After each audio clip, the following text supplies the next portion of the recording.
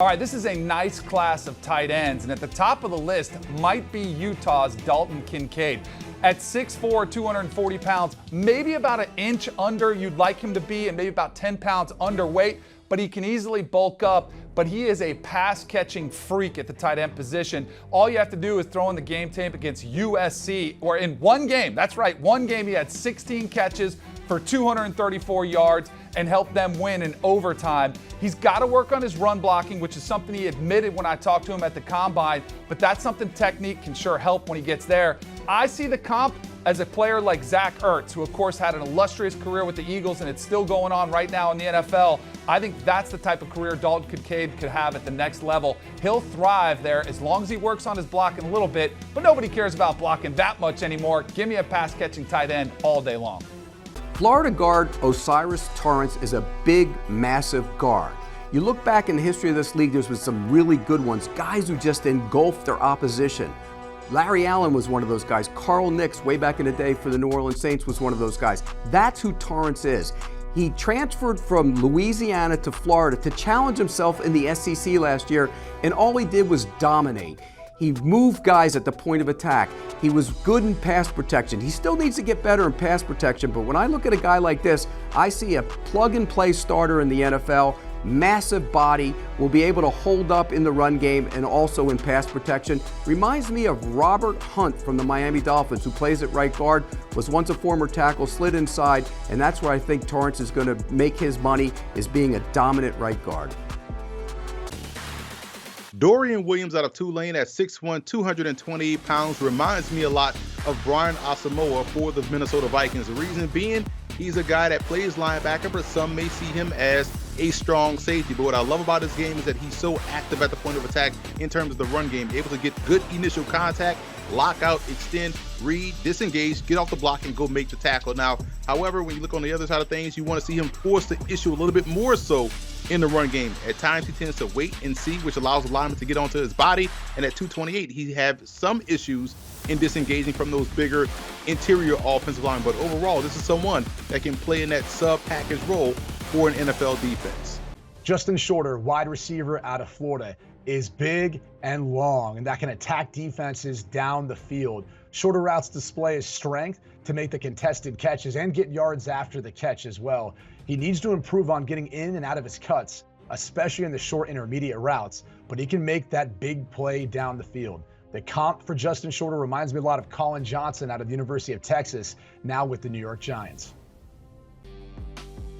You're talking about a guy, Nick BROEKER, who I think was one of the more unsung heroes on an Ole Miss team, an Ole Miss offense that was next level good. Versatility, he has it. He is flat out as quick as a deer. You look at it though, strengths, not necessarily there. He is not the strongest offensive lineman in the world. He's gonna have to work on that at the next level because these dudes are gonna be coming at him. They're gonna recognize that weakness, and against big stars, he just couldn't sustain those blocks. Pass protection, not necessarily there as well. James Daniels is a guy who I think coming out of college, kind of the same way, took a couple years and then things clicked. I think for BROEKER, the lack of experience in the college level might come back to hurt him early, but he'll get there eventually. All right, let's talk about Richard Garage, the offensive lineman out of Florida. Comes in at a good size, 6'5", 310. He's got all those skills that you want in an offensive lineman. He's not going to be a day one starter. He's going to need a year or two to develop. You talk to the scouts, you talk to some of the GMs around the league. They just need to kind of round off some of those rough edges. He's got all the skills. Showed up well his senior year. I think his Florida offensively, and he was a big part of that, surprised a lot of people. Biggest strength is as a run blocker. He's a good drive blocker. I think he needs to improve his skills a little bit, be a little bit more consistent in terms of his pass blocking.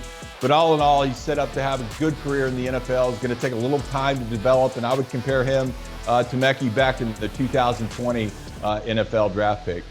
MALIK Cunningham, quarterback out of Louisville, and his comp, Pat White. At 5'11", 188 pounds, Cunningham isn't how you would build a prototypical NFL quarterback in the lab, but in an era where Russell Wilson, Baker Mayfield, and Kyler Murray have all had success, and two of those names were #1 picks overall, and another, Bryce Young, could join them, there is room in the league for small QBs. And in Cunningham, you're getting a rhythm thrower with an above-average arm who shows the ability to throw with both anticipation and accuracy. Sometimes Cunningham looks otherworldly, and at other times he looks, well, pedestrian. But that's also the nature of the job. It doesn't help that he'll turn 25 years old in the fall, and he doesn't do any one thing special enough, like the aforementioned Wilson, Mayfield, Murray, or Young, to elicit going earlier in the draft.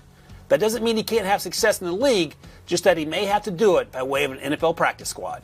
Jalen Wayne out of South Alabama at 6'1", 211 pounds reminds me a lot of Zach Pascal, someone that can make an impact early as a core special teamer. But when you look at him from a receiver perspective, you see someone that has that easy athleticism that can just fly past a defense. You give him a two-way go, he can make that cut, plant his foot in the ground, and explode out of that break and find the football and get into the end zone. Now, where he has to get better, his route running is a little bit rough around the edges in terms of coming out of his break, working back to the quarterback, and finding those little voids in zone within the zone defense. That's an area where he's going to have to round out his game moving forward.